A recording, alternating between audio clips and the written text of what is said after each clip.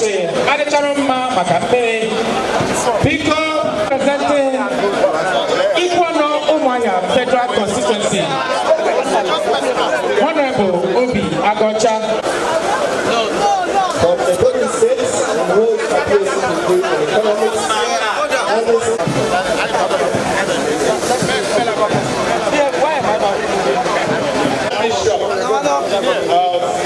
all the Catholic churches around this microphone without recognizing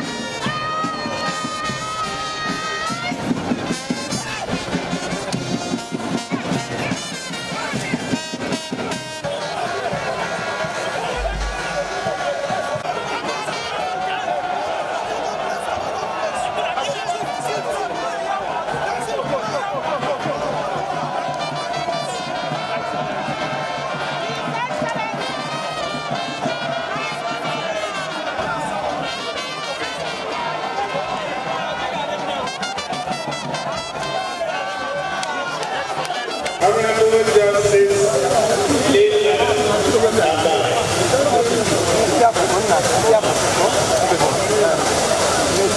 Other judges that are here, and that includes Justice Okeem Wano, Honorable President, Customary Court of Appeal in Abia State, His Worship Victoria Oke Mogufu, the Chief Registrar of Nigeria, Ocha Commodore Ebido Iwe, and Yabiawa,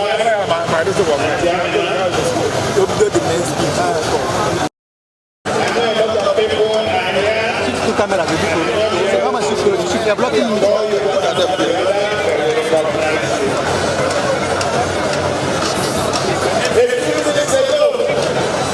I was sworn in as the free, democratically elected governor of Abia State.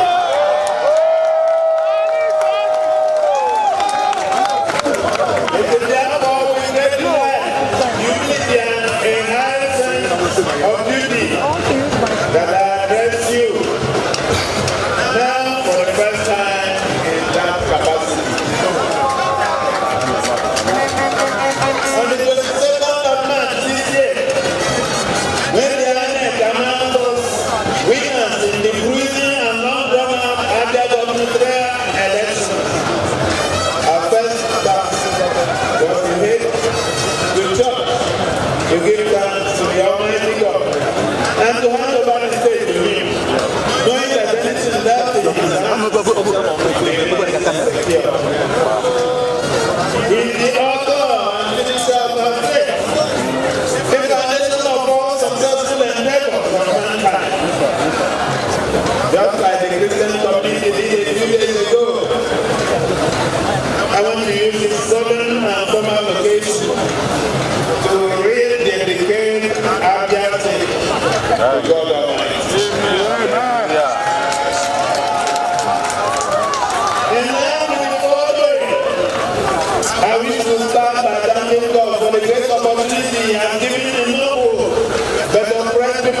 Abia to finally breathe again. My profound gratitude goes to all Abians and other well-meaning citizens, young or old, rich or poor, at home or abroad, who took part in this struggle without any consideration for any anticipated personal benefit. Let me subsequently thank the executives and members of Labour Party for leading the charge to victory.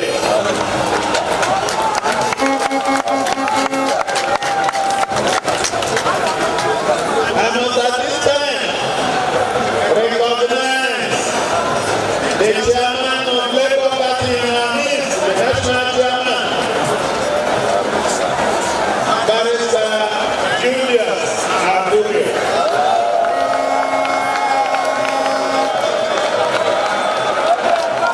I must also thank our indefatigable leader, Mr. Peter Obi, C.O.N. Oguntendigo, for his unflinching support and for redefining politics in Nigeria. Through his people-centered style of governance and his judicial management of public resources, he has shown that public office is a platform for improving society. I wish to thank all Obians and the overwhelming number of party electorate who not only came out en masse to campaign and vote for us, but also stood by us to challenge the petty and shameful shenanigans that stood against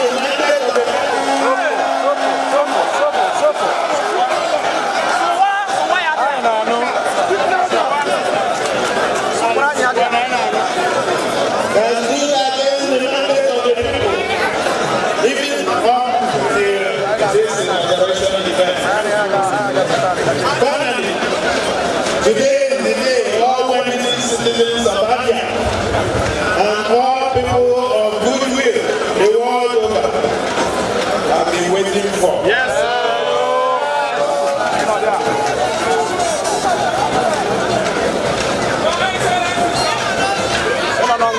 We therefore rejoice and we are glad in today. Until I'm no more, I will continue to remember the hours of emotion and pure joy that mark the announcement of our victory.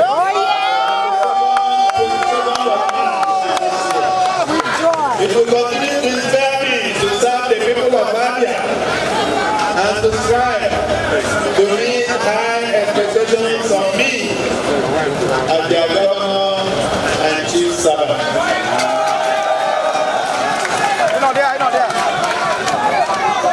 Let me thank INEC, especially those her officers who stood firm to their conviction during the election to make our vote count. We must not take them for granted. The sacrifices that these INEC staff made for us to be here in this capacity is well acknowledged.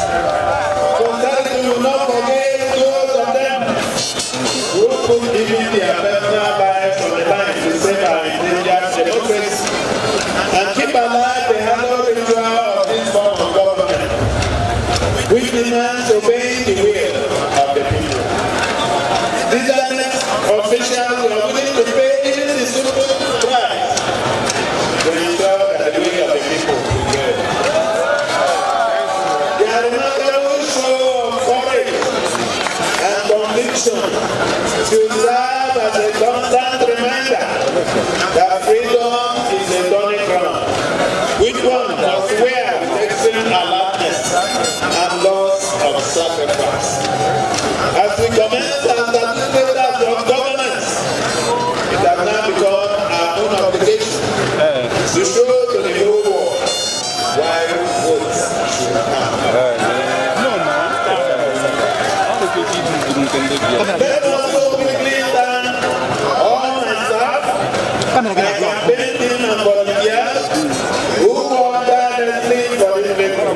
They have no commitment to the cause, and they are conducive spirit, which sustain the campaign, even during the darkest and most discouraging of times and situations, help to make this day a reality. They refuse to be intimidated by reports and denial, blatant threats, and mental and physical violence. Many of them were victims of violent physical and verbal attacks. Several of them sustained injuries and some were involved in those attacks. And God's valuable assets, all in their support for this cause. Several others even lost their lives during this lengthy period of the struggle to rescue Abia from the clutches of incompetence.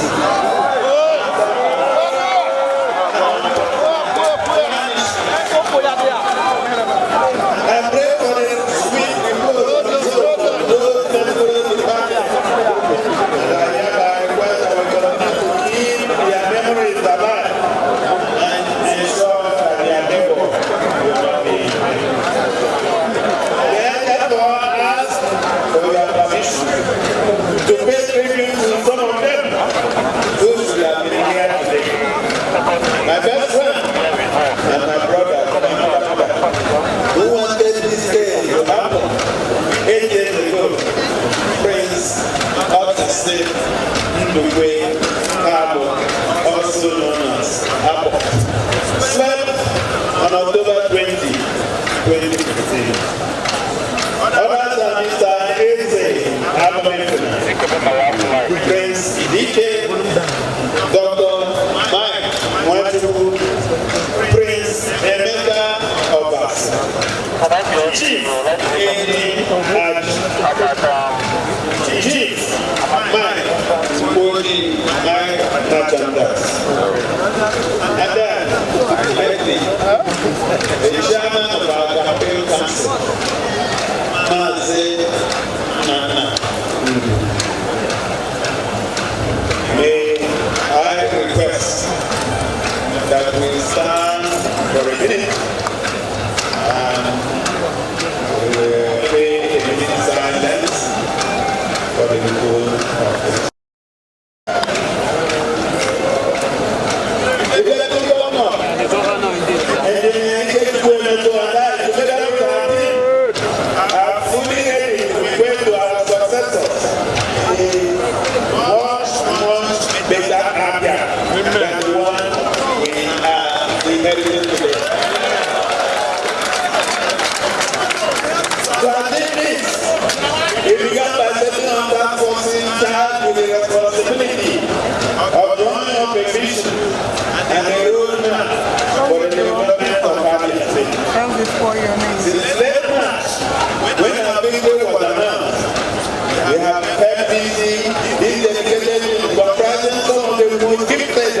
individuals working day and night to ensure that even in the face of overwhelming odds and hostility, this administration will have its own take-up.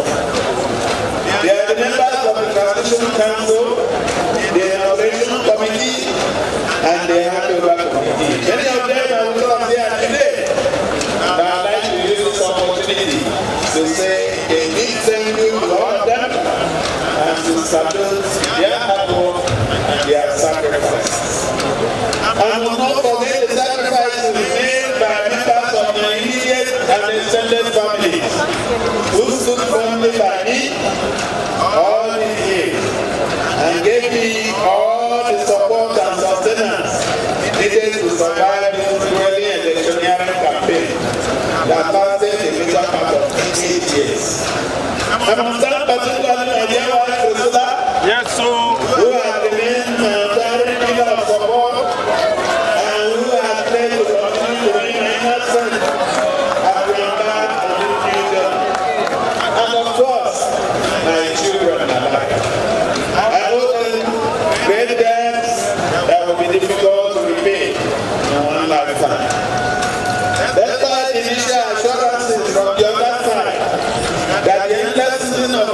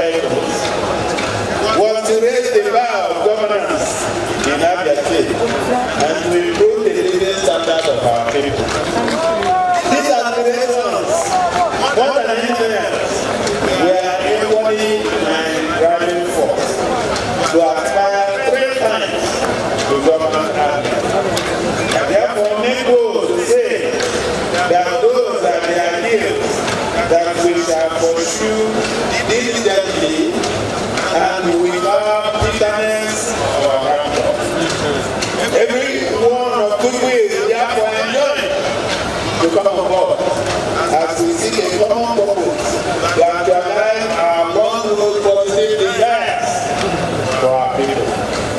We must now, more than ever before, come together to pull out the state out of our current sovereign state at one time.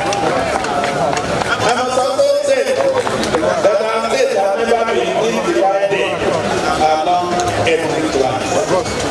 And therefore, all the political leaders who have been fanning these four lines to stop and give peace a chance. Amen. After all, we are one and the same. As we celebrate this moment, we do so with these emotions. We are full of happiness, but we also have some anxiety. We are brought this moment to believe that we can finally come. But we are fully aware that it is the beginning of a long and demanding journey. We rejoice in the fact of a new and glorious era.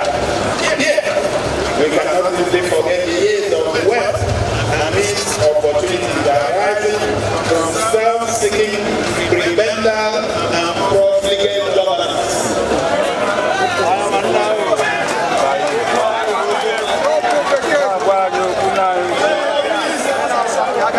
We pray inspiration from the White House of our country. In the book of Ecclesiastes, chapter 3, verse 28, we are reminded that there is a time for everything. We as African citizens have had a time of tribulations and pains, of darkness and doubt, to the glory of God. This is now a time for us to wipe our tears. It is a time for revolution. Not just to say so the way of God and say so that are historic things, but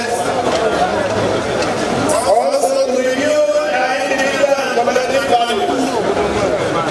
It is now the time to take back our state. My major responsibility will be to ensure that the citizens and residents of Abia State who have finally been freed from their bondage will continue to pray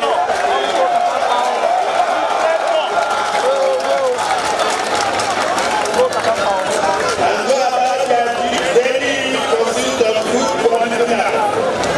It will be my duty to bring them out of peace darkness into the bright sunlight.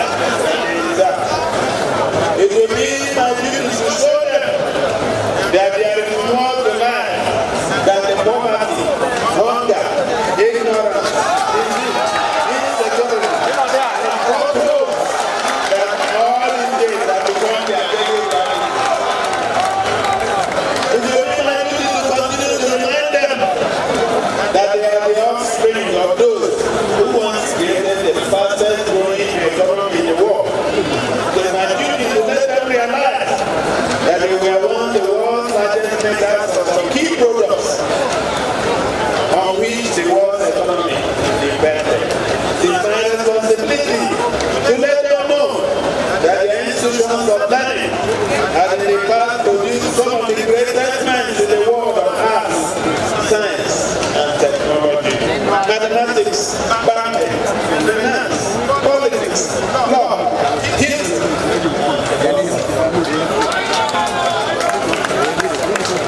it is my duty to let them know that we have in us all the qualities that are necessary to recreate the glorious past that they dream about.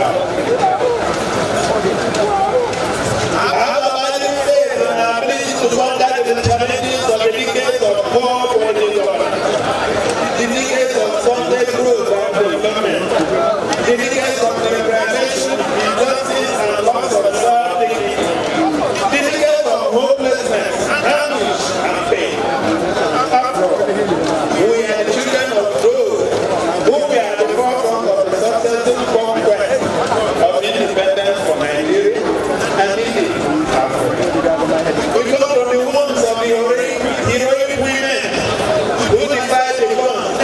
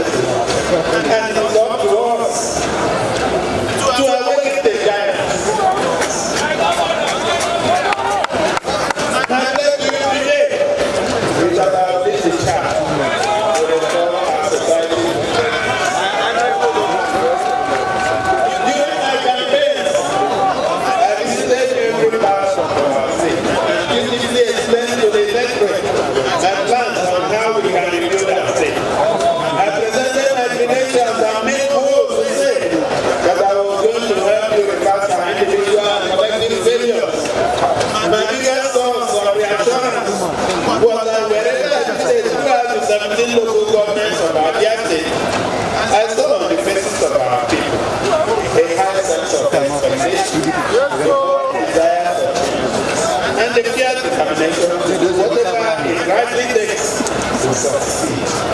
I discovered that despite all these years of rape and brutalization of their psyche, majority of our people remain resolute and unbroken in spirit. Bad roads, potholes, hard latter.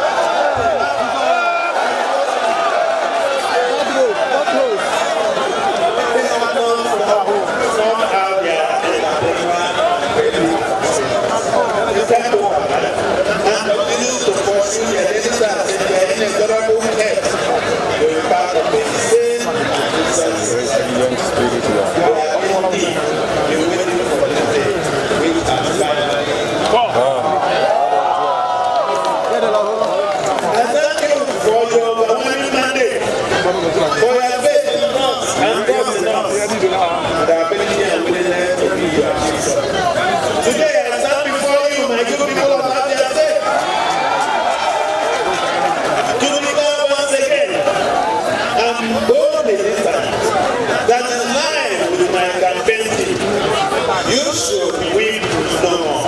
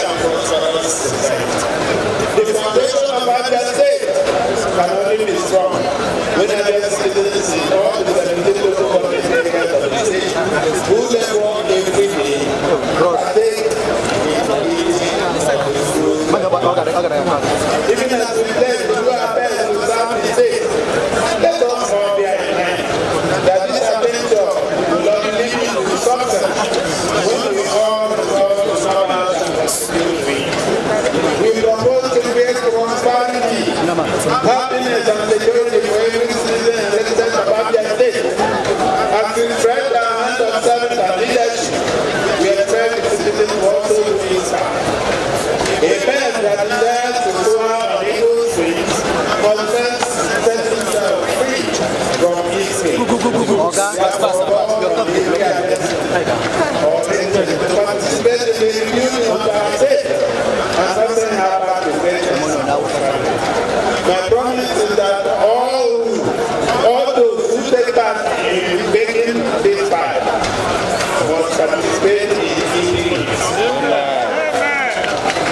It is also my responsibility to ensure that we continue to make bigger fights to the glory of God and the benefit of all others. Democrats is built on 8 years of executive, legislative, and judicial arms of government. Establishing a harmonious relationship with the legislature and judiciary is critical to our success as government and to the prosperity of the state. We would like to offer the right support to the other 2 arms of government in our shared commitment to changing the fortunes of our people. The media, which is the watchdog of the people, will remain pivotal to our work, and they invite the traditional and new media professionals in the state to continue to work with us for the good of the institutions. Similarly, we shall work with the agencies and traditional institutions, the judges and faith-based institutions to build harmony and understanding in the state. We already have Daniel for engaging these institutions, and we shall strengthen them during our term. I must be frank to inform you that we have a very difficult and challenging road ahead of us. As I said, it's happening not from ground zero, but from an enormously executive position. While we are busy battling with the devastating effects of this India corrupt leadership, the rest of the world, and even many parts of Nigeria, we are there to have left us behind. We have a treasury that has been criminally ravaged to the extent that we have an alleged 50 billion in unpaid salaries, gratuities, and pensions. Our local and foreign debt overhang is reported to be in the region of 200 billion. In addition to other debt, we have a poorly educated workforce, excellent youth unemployment, collapsed physical infrastructure, a terribly failed primary, secondary, and tertiary healthcare delivery system. These are in addition to a broken educational system, urban wealth disposal, and a large army of citizens, especially teachers, health workers, including medical doctors and nurses, lecturers in the sharing institutions, local government authority workers, and most painfully, our students who feel blatantly betrayed by successive administrations that willfully and unconsciously abandon them to live wretched subconditions. The so-called urban centers in the state are falling far behind in terms of physical infrastructure, modern housing, amenities like bottled water, quality road networks, and some of the features one normally associates with modern cities. It will not be wrong to describe some of them as glorified villages. These places bear the semblance of urban areas in large part because of the residents of the residents, but most importantly because of the extensive investment made years ago by our retired leader, Desa Mbakwe of the Desert Movement. Fixing these urban centers and bringing them about with their contemporaries around the region and beyond will take a humongous amount of time and resources.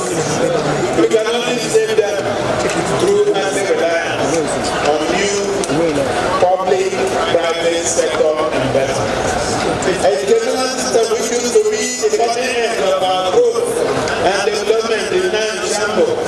As our findings show that the sector has for decades not received the kind of quality attention it deserves. As a result, there is a paucity of quality teaching personnel, especially in very critical subject areas. The absence of standard laboratories for practical learning and experiments, and the culture of malpractice that sets our children off for a life of mediocrity, frustration, and disappointment. I promise that in the emerging dispensation, every child of Abia State must have equal opportunity to do education.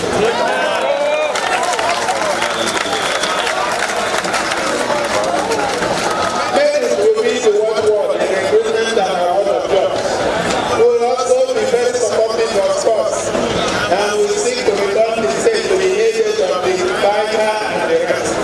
Everyone for grasshoppers and any back to football. Our aspiration is to use it to unite the citizens and keep them healthy and provide everything for entertainment, good health, and business. We shall also be grappling with a society that has largely lost its moral compass. Over the years, we have built a society where honesty, hard work, and the many excellent people that have been cast by the wayside. These were the values that in the past were known to be ours. Today, many of our young ones are assaulted by sight of dishonest men and women acquiring extravagant material riches, while the honest and hardworking ones go to them begging for trouble.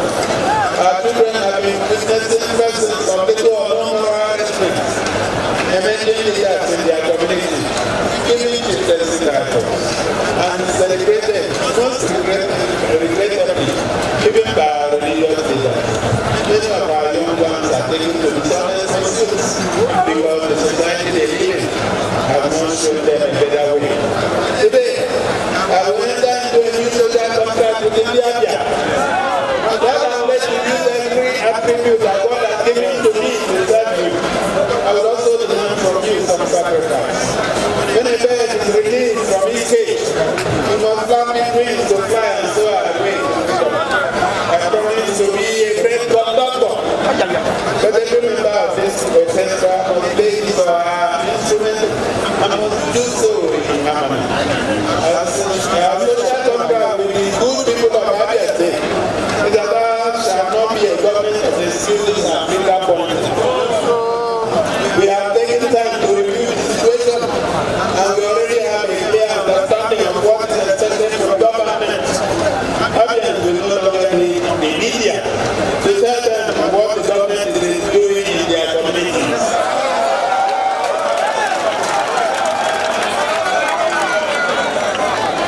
They will directly experience real development themselves at the top of us. After so many years in the long run, please let no one be in doubt that it will be better than it is. We must always up to handling theirs and make immediate sacrifices. We must change their ways as we must endeavor to educate and enlighten all those around us to do the same. One of the greatest challenges facing the state is ensuring that there is guaranteed security of life and property. The worsening state of insecurity in the state will be addressed from its roots. Consequential criminals slide into crime when there is no other available means of livelihood. We intend to address this group through the provision of various opportunities that are being outlined shortly. However, I know that there are hardcore criminals who have been used by their godfather to terrorize the citizens and keep them family.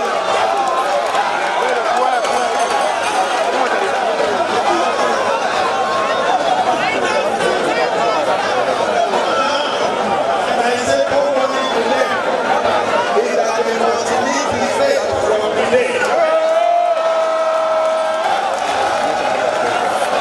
And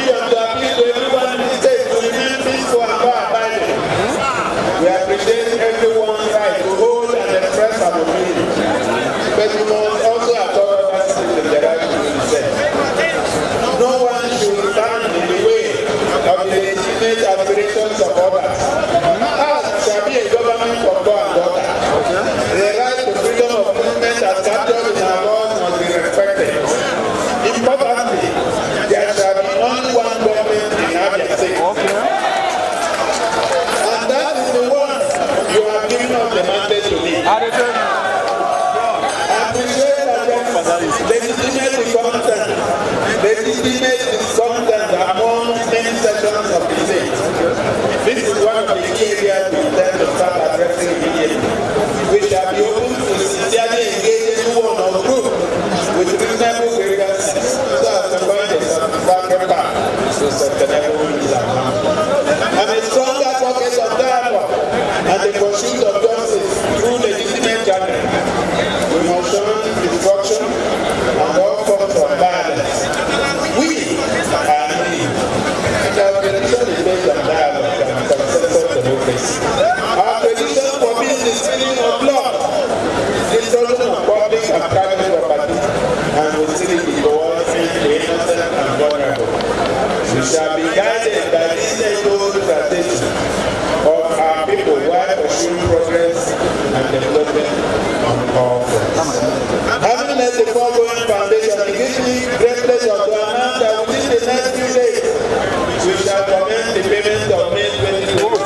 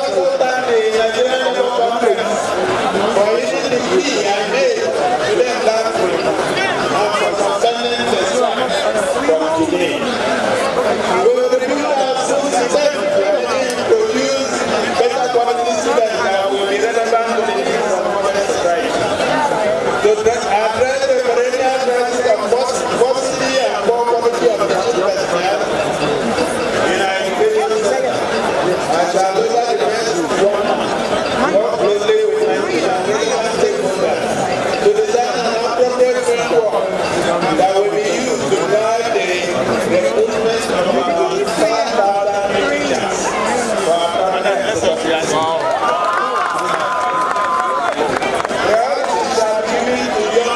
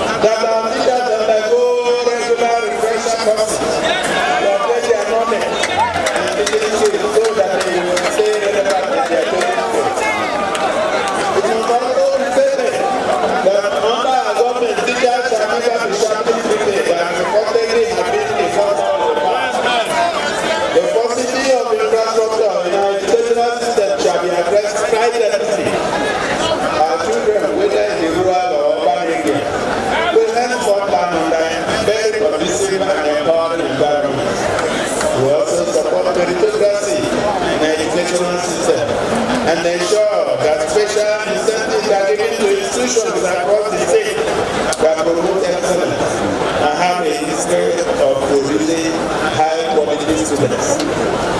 We shall address the persistent challenges in the health sector. We shall tackle the problem of poor water packages for our health workers by creating a system of incentives that rewards them generously for their sacrifices and commitments to saving and nurturing lives. Furthermore, we shall begin immediately to address the challenge of poor facility in our health institutions through steady investment in the application of modern medical equipment, appropriate funding, and a robust system of partnership with well-meaning development partners. We shall see to it that access to health services is improved for all classes of Indians, and where necessary, we shall make important recruitments to address personnel shortages. The challenge of youth unemployment in the state keeps me awake mostly because I know how industrious are youth. I also know that when active hands are better minds are denied legitimate means of engagement, they resort to several attacks on several activities to the detriment of all. A society that weighs the potential of being youth differently weighs itself. It is rather unfortunate that we have not done enough to harness the energy and talent of these young ones to improve the output of goods and services. That sort of situation is about to change as our government shall within the next 1 month launch a 10 billion naira micro, small and medium scale enterprises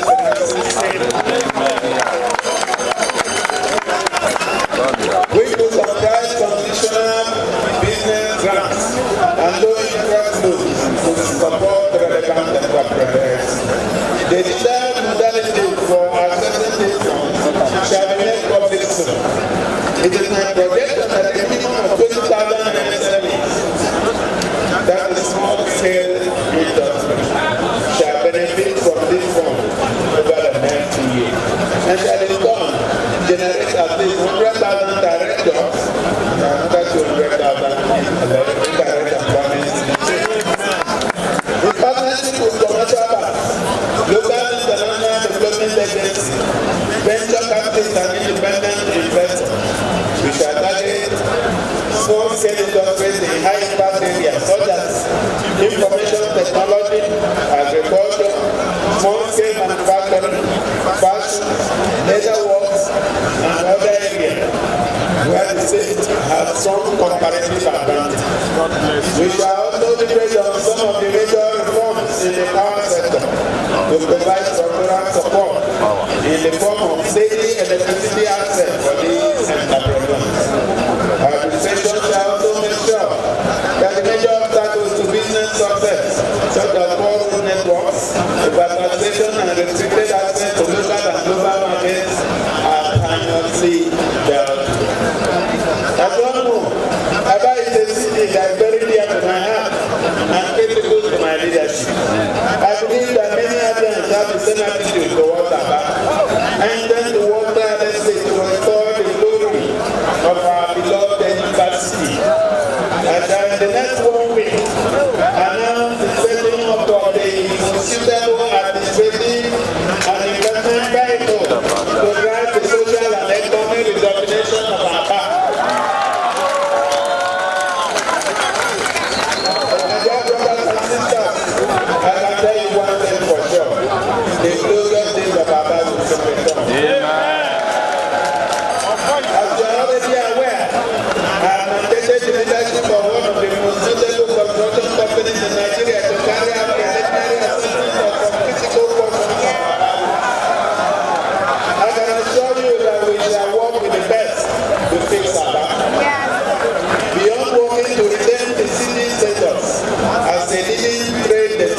Nigeria and across West Africa. We shall also do whatever is necessary to see that our manufacturing base is restored. Our government shall create the necessary partnership that will expand energy options for manufacturers, including liquefied natural gas and renewable energy source, in addition to providing strategic support